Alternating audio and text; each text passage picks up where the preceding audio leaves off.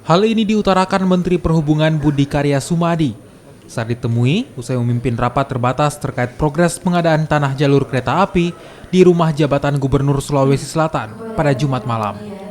Pemerintah juga melakukan konsolidasi dengan maskapai terkait penerbangan selama proses penangguhan visa umroh berlangsung. Kita tetap ingin mengajukan PIL kepada pemerintah Arab Saudi agar umroh untuk Indonesia itu tetap dibuka ruangnya.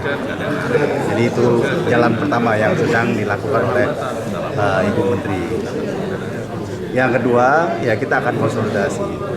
Saya akan ajak berapat kepada teman-teman airline. Ya tentunya kita akan memberikan jalan dengan penerbangan ke tujuan-tujuan yang lain.